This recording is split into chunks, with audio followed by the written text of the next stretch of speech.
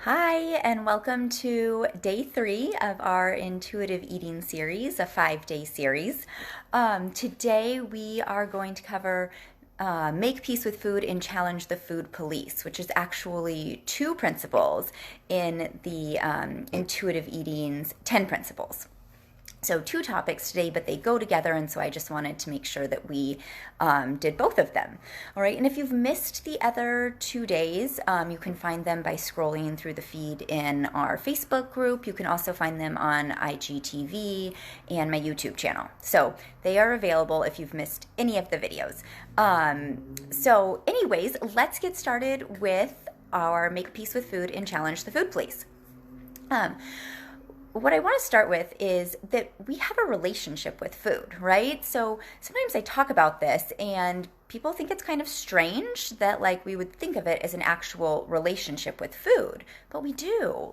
We have to interact with it, and we often have feelings about that and how it makes us feel. And so it's a relationship where we are having to include it in our lives every single day, and we can't run away from it. And that's what can be challenging sometimes. So what I want to say is that we can choose how that relationship can be, right?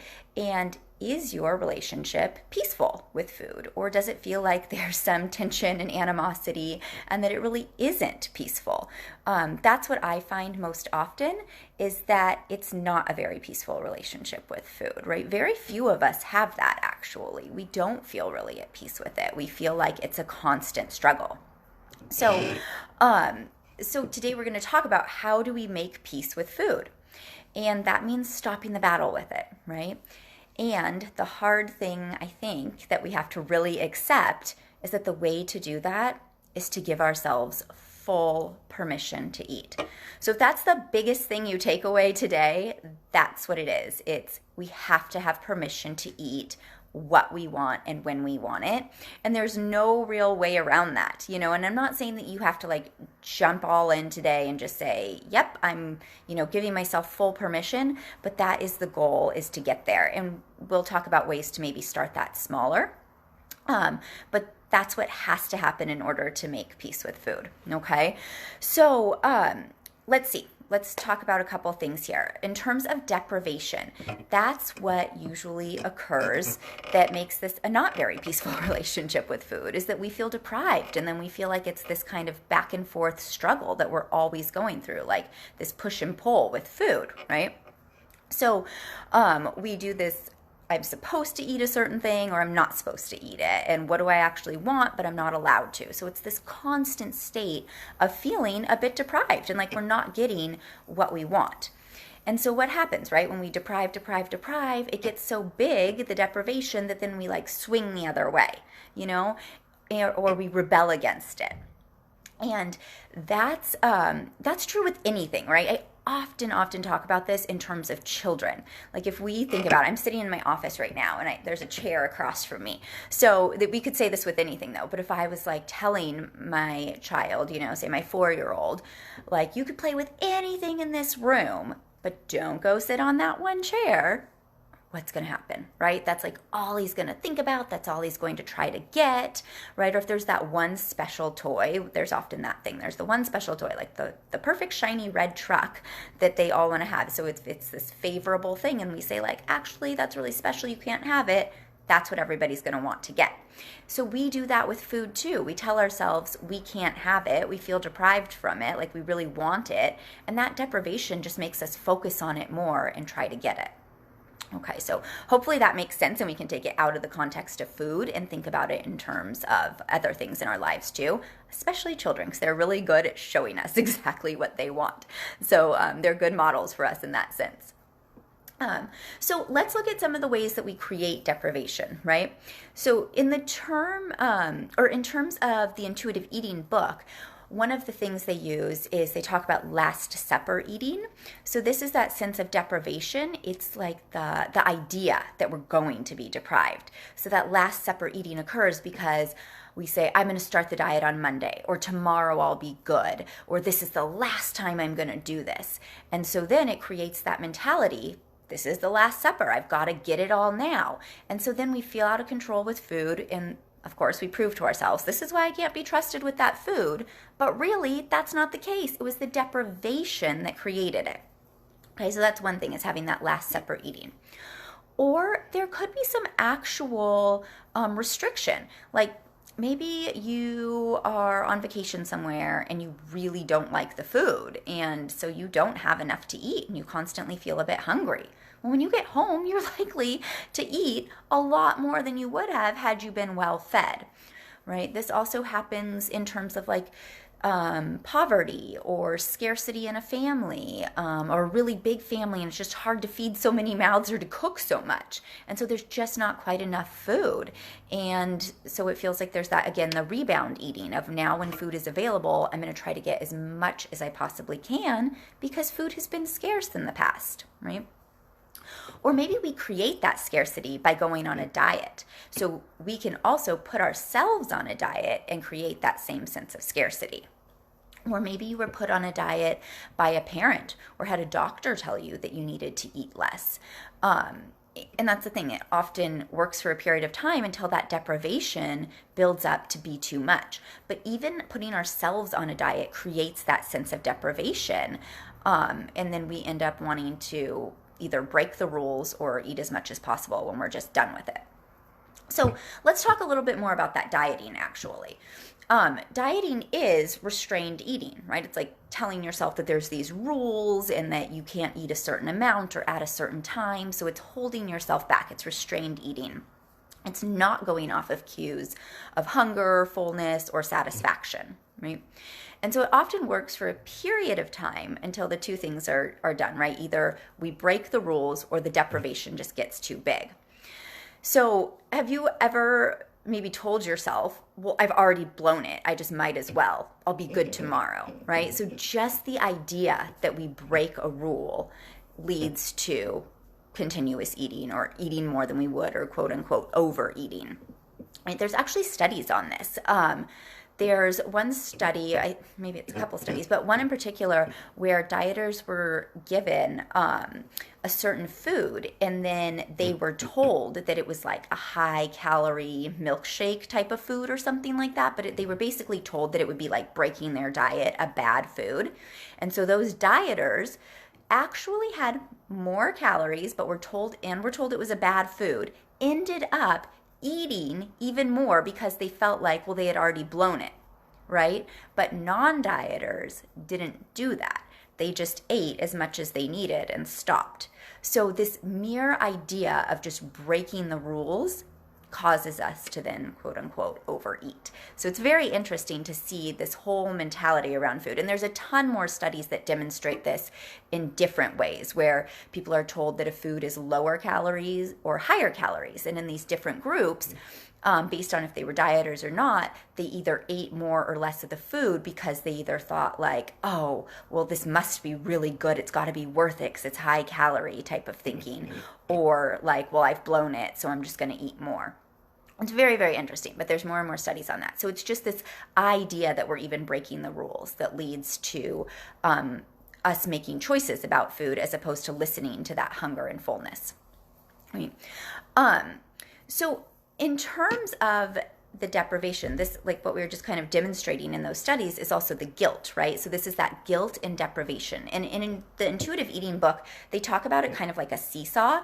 And I love that analogy around it. So if we really think about what happens during dieting, right? It's like, okay, so when I'm being really, really, really good, I'm telling myself I'm being so good and I'm only eating these certain foods, the deprivation is going up. So we have deprivation up here.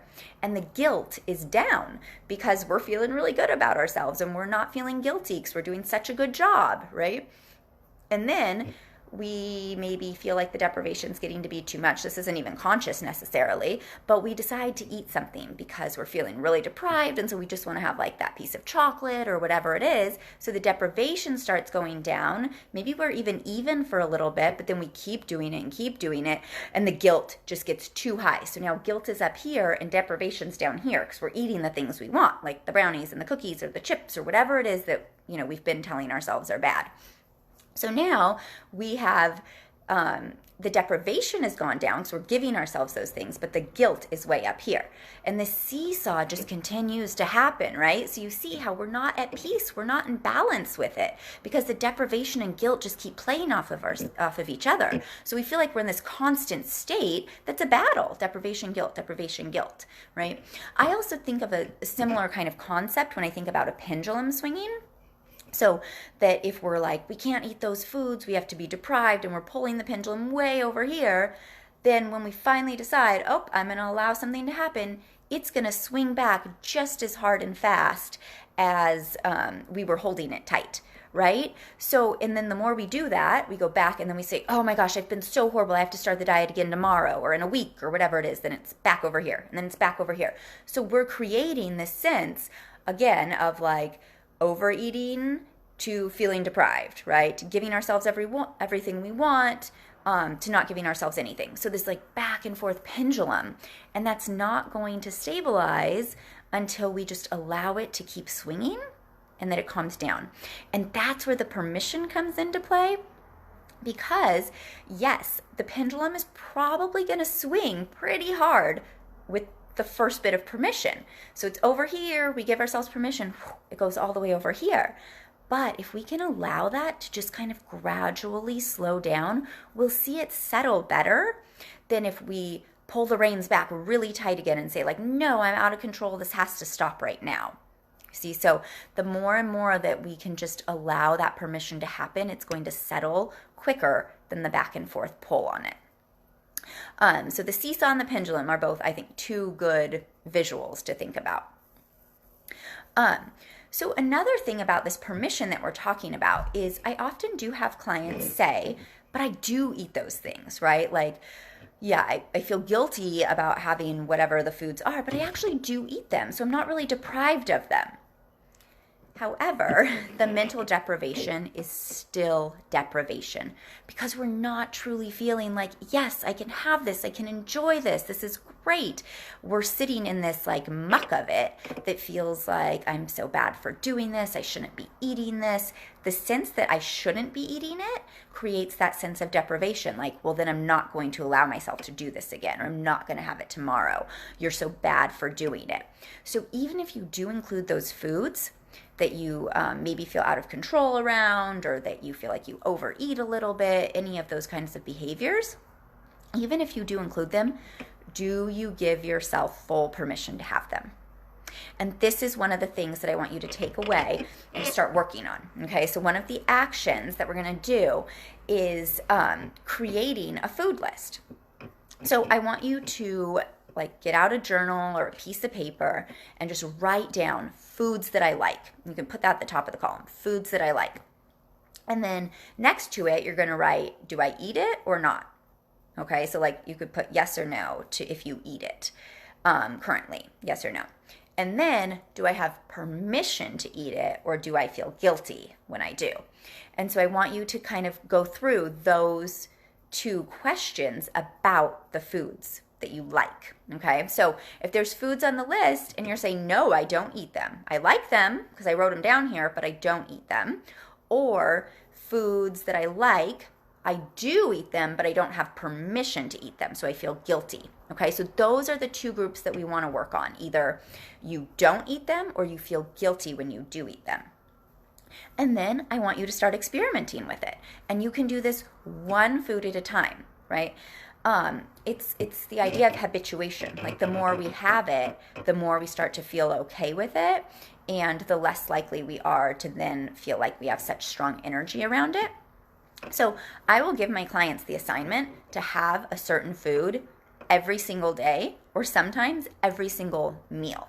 Like it might be, okay, you're going to have a piece of chocolate then at every single meal for this next week, and then we'll reassess.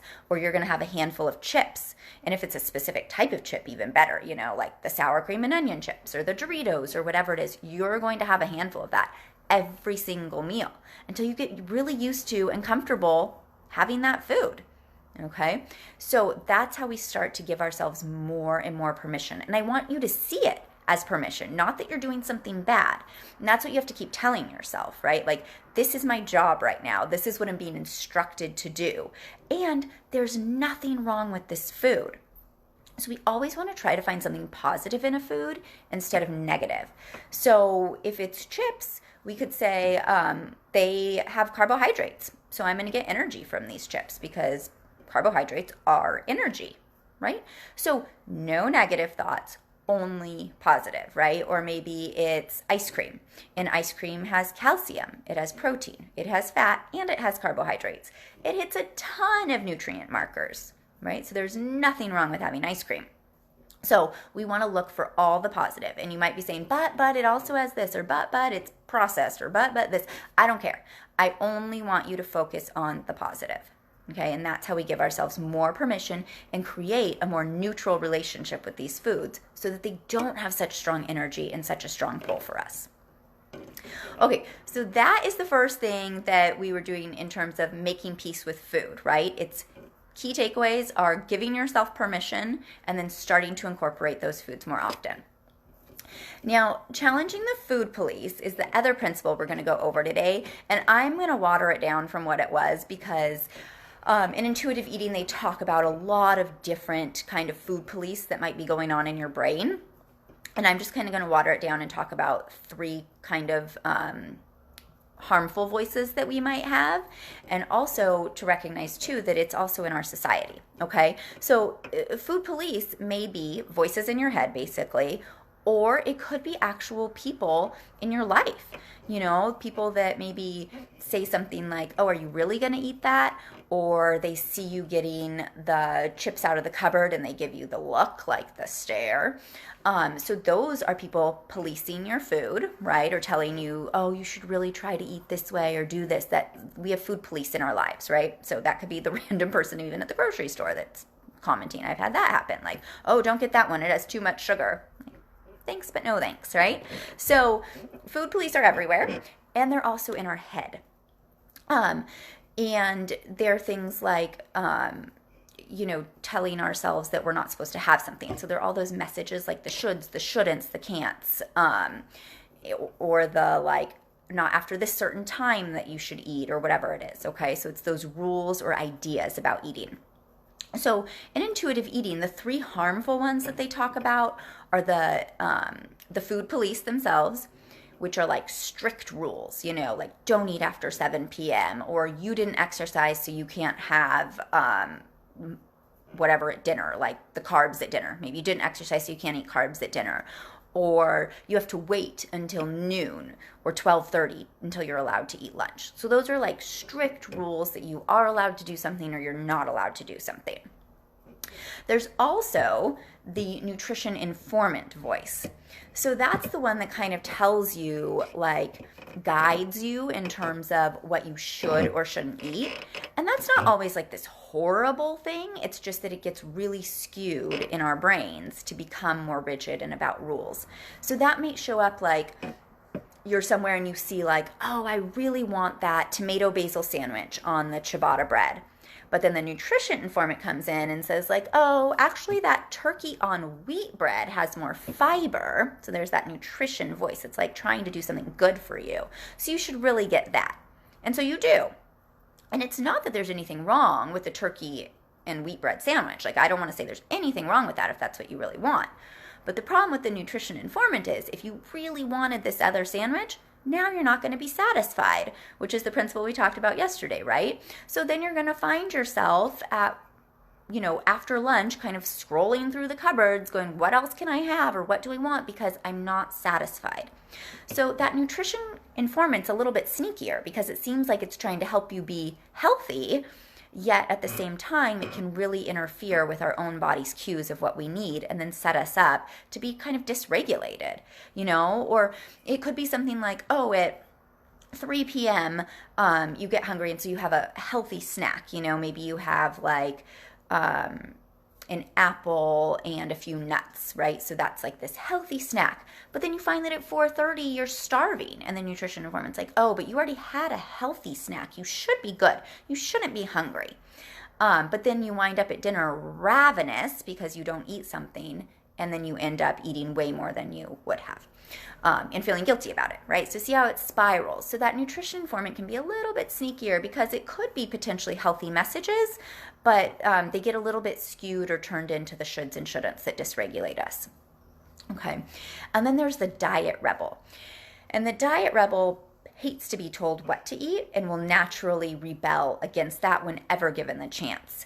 This is kind of what we were talking about in the beginning too, with wanting to get the one thing you're not allowed to have or the things that are off limits.